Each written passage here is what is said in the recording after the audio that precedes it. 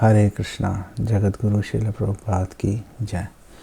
तो आज हम श्रीमद् भागवतम के तीसरे स्कंद के 10वें अध्याय पर चर्चा करेंगे। तो हम बेसिकली एक समरी स्टडी कर रहे हैं। सारे प्रयास ये है श्रील प्रभुपाद की कृपा से कि भागवतम के हर अध्याय को हम एक एक करके उस पर एक समरी डिस्कशन करें और श्रील प्रभुपाद की प्रसन्नता के लिए आप सब भक्तों को प्रेजेंट करें, ताकि आप थोड़े समय में पूरे अध्याय में क्या चल रहा है उसको समझ सकें। तो जैसा कि आपको पता है कि भागवतम में 10 विषयों की चर्चा की गई है, जिसे श्रीमद् भागवतम के 12वें अध्याय के 12वें स्कंद के 7वें अध्याय के 9वें श्लोक में दिया गया है। सर्गो अस्य अथ विसर्गश्च वृत्ति रक्षांतराणि च वंशो वंश अनुचरितम संस्था हेतु अपाश्रया। तो 10 विषय हैं कि सर्ग है प्राइमरी क्रिएशन, जो पहले जो मुख्य जो सृष्टि है, और फिर विसर्गश्च, विसर्ग का मतलब सेकेंडरी क्रिएशन जो दूसरी क्रिएशन थी, और उसके बाद में वृत्ति है कि जो जीव हैं अपने रक्षा, अपना लालन पालन कैसे करेंगे, और रक्षा है कि अपनी रक्षा कैसे होगी। अंतरानी चा मतलब जो विभिन्न जो मनु हैं उनके बारे में चर्चा की गई है। फिर वंश, जो भी महान राजा हैं उनके वंश का डिटेल्स दिया गया, और वंश अनुचरितम, और उस वंश के अंदर जो महान राजा हैं उनके गतिविधियों का भी वर्णन किया गया है। फिर है संस्था, मतलब जो प्रलय है, जो संसार नष्ट हो जाता है। हेतु, हेतु का मतलब है कार्य करने की प्रेरणा क्या है, पीछे क्यों कार्य कर रहे हैं, आखिर उसके पीछे जो है मकसद क्या है, मोटिवेशन क्या है उसको किसी काम को करने की। अपाश्रया, अपाश्रय का मतलब है जो सभी जीवों और वस्तुओं के परम आश्रय हैं, मतलब भगवान कृष्ण। तो इसमें इन 10 विषयों में से दो जो प्रथम विषय हैं, जो 2 प्रथम विषय हैं सर्ग और विसर्ग, इसकी चर्चा बहुत ही संक्षेप में इस 10वें अध्याय में की गई है तीसरे स्कंद के। तो बात क्या चल रही है? बात चल रही है कि ब्रह्मा जी का जन्म हुआ, भगवान की जो नाभि है उसमें, नाभि के अंदर जो लेक है उसमें से कमल का फूल खिला, और वो कमल के फूल में जो है ब्रह्मा जी उनका जन्म हुआ। और ब्रह्मा जी ने चारों तरफ देखा, कुछ समझ नहीं आया, उत्पत्ति का स्थान भी ढूंढने की कोशिश की थी, कुछ काम नहीं आई। तो ब्रह्मा जी ने इवेंचुअली क्या किया कि वहाँ पे बैठ के तपस्या की, उनके हृदय में प्रेरणा आई तपस्या करने की। तो तपस्या की तो भगवान प्रकट हो गए, और भगवान प्रकट हो गए तो भगवान ने, ब्रह्मा जी ने भगवान की स्तुति भी की, और भगवान ने उनको आशीर्वाद भी दिया, और सृष्टि करने का उनको वरदान, शक्ति इत्यादि सब प्रदान की। अब जो ब्रह्मा जी हैं उनको भगवान ने बोला कि देखो आप तपस्या करो और सेवा करो। तो ब्रह्मा जी ने भगवान के वचनों के अनुसार, भगवान अंतर ध्यान हो गए, तो ब्रह्मा जी ने अब तपस्या करनी शुरू की। उन्होंने 100 दिव्य वर्षों तक उन्होंने तपस्या की। तो जब ब्रह्मा जी का जन्म हुआ था जो कमल के फूल पे, तो जो कमल का फूल है वो भी प्रलय के जल के अंदर जो है स्थित था, और बहुत तेज तेज हवाएं चल रही थी। ब्रह्मा जी का दिल कांप रहा था, और अब भगवान ने दर्शन दे दिए। 100 वर्ष तपस्या भी कर ली, अभी भी वही चल रहा है। खूब तेज तेज हवाएं चल रही हैं, आंधी तूफान चल रहे हैं, और जो प्रलय का जल है थर थर कांप रहा है। लेकिन ब्रह्मा जी पहले की तरह घबराए नहीं। ब्रह्मा जी, उनको भगवान की कृपा भी प्राप्त हो गई थी, और तपस्या से उनका हृदय भी शुद्ध हो गया था। तो ब्रह्मा जी ने भगवान की कृपा को याद करते हुए ब्रह्मा जी ने सारा जो वायु, जो तूफान था, और जल दोनों ब्रह्मा जी पी गए, सब शांत कर दिया। बिल्कुल शांत हो जाओ भाई, अब मुझे सृष्टि करनी है। ऐसे ही जल पीने का वृत्तांत हमें अन्यत्र भी मिलता है, जहाँ पर जो ऋषि जानू है, उन्होंने माता गंगा को पूरा उन्होंने एक चुल्लू में भर के उन्होंने पी लिया था। योग के द्वारा ऐसी असाधारण शक्तियाँ प्राप्त हो जाती हैं। वो तो फिर उनको जब प्रार्थना की गई तो उन्होंने जो है गंगा जी को दोबारा प्रकट किया। इसीलिए गंगा जी का एक नाम जाह्नवी है। जाह्नवी का मतलब है जानू ऋषि की पुत्री, क्योंकि उनके अंग से जो है गंगा देवी प्रकट हुई, इसलिए उनका एक नाम जाह्नवी भी बोला जाता है। विशेषकर बंगाल में आप देखोगे तो माता गंगा को जाह्नवी के नाम से पुकारा जाता है। सो एक बड़ी महत्वपूर्ण बात यहाँ पर है कि जब ब्रह्मा जी ने तपस्या ख़त्म कर ली, भगवान के इंस्ट्रक्शंस के अनुसार ही चल रहे थे वो, फिर भी उनके चारों तरफ आंधी तूफान, पानी जो है बार बार उनको डरा रहा था। तो ऐसे ही जो भक्त हैं, भक्त के जीवन में भी जब भक्त जुड़ता है भक्ति में, कोई भी व्यक्ति, तो वो तपस्या भी करेगा, हरि नाम भी करेगा, सेवा भी करेगा, लेकिन देखा जाता है कि उसके चारों ओर अनेक प्रकार की समस्याएं उसको घेर लेती हैं, उसको बड़ी परेशानियों का उसको सामना करना पड़ता है। तो ये कोई नई बात नहीं है, ब्रह्मा जी के वृत्तांत से हम देख रहे हैं, तो बेसिकली नॉर्मल सी बात है। जैसा ब्रह्मा जी ने किया वैसे ही हर भक्त को करना चाहिए। ब्रह्मा जी ने भगवान की कृपा से बड़ी आसानी से उस पर विजय प्राप्त कर ली थी, ऐसे ही भक्त भी उस पर विजय प्राप्त कर लेंगे तकलीफ़ों पे। आवश्यकता है कि जो भक्त हैं वो दृढ़ता के साथ, धैर्य के साथ, डिटर्मिनेशन जो है एक भक्त सेवा में लगा रहे, हरिनाम करता रहे, अपनी साधना करता रहे, व्यवहारिक सेवा, प्रैक्टिकल सर्विस एक भक्त करता रहे। तो जैसे ब्रह्मा जी ने, उनको इतनी क्षमता मिल गई कि जिससे डर रहे थे उसी को पी लिया, तूफानी हवा को उन्होंने पी लिया, बेसिकली प्रलय का जल को पी गए, इतनी ताकत मिल गई उन्हें। ऐसी एक भक्त जो है वो अगर दृढ़तापूर्वक भक्ति करता रहेगा, सारी परेशानियां जो है उसकी बेसिकली ख़त्म हो जाएंगी। तो विदुर जी ने मैत्रेय जी से पूछा था कि आप मुझे सृष्टि के बारे में बताओ। तो मैत्रेय जी एक्सप्लेन कर रहे हैं, देखो सृष्टि में 9 स्टेप्स होते हैं, 9 स्टेप्स चलेंगे सृष्टि खड़ी हो जाएगी। और विदुर जी को बताया मैत्रेय जी ने कि देखो जो पहले 6 स्टेप्स हैं, जो सर्ग है, जिसको हम सर्ग कहते हैं, जो कि परम भगवान स्वयं करते हैं। सर्ग जो है पहले 6 स्टेप्स भगवान स्वयं करते हैं, और बाद के 3 जो स्टेप्स हैं वो जो है ब्रह्मा जी करते हैं। तो पहले 6 स्टेप कौन से हैं कि पहले महत तत्व बना दिया। महत का मतलब है बड़ा, तत्व का मतलब है विभिन्न पदार्थ कारक। तो महत तत्व का मतलब है ऐसी वस्तु जिसके अंदर सारे सृष्टि के जो कारक है, वस्तुएं हैं, सारे उसमें समाहित हैं, उसके अंदर शामिल हैं। और इसी महत तत्व के अंदर ही जो है प्रकृति के 3 गुण जो है वो संचालित होते हैं, एक्टिवेट हो जाते हैं, सक्रिय हो जाते हैं, काम करना शुरू करते हैं।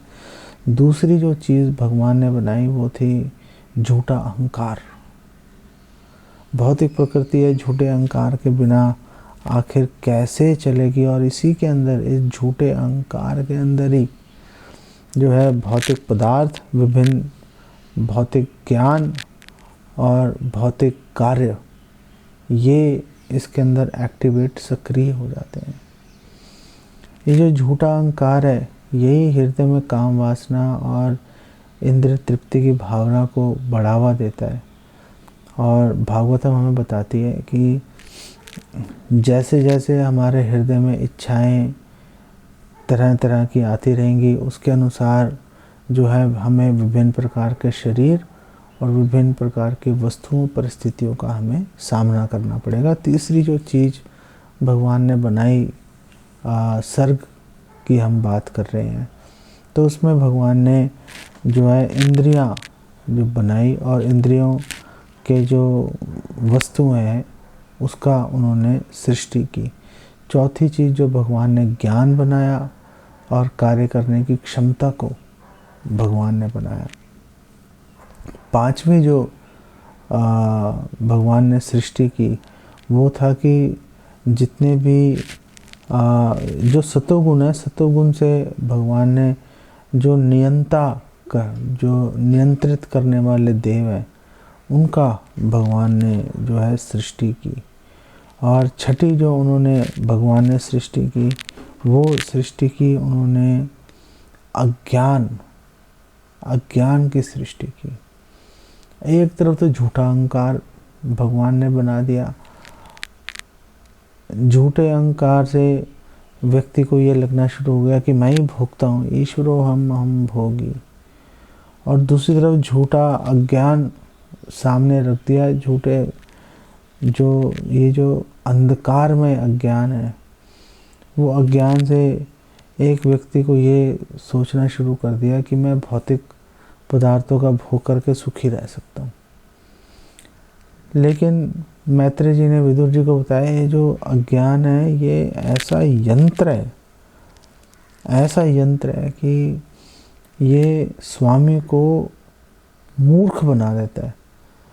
जो जीव है, जो आत्मा है, तो सच्चिदानंद है, भौतिक प्रकृति से ऊपर है, लेकिन अज्ञानतावश जो जीव है, जो आत्मा है, वो इंद्रिय तृप्ति के कार्यों में संलग्न हो जाती है और अपना जो स्वरूप है खोकर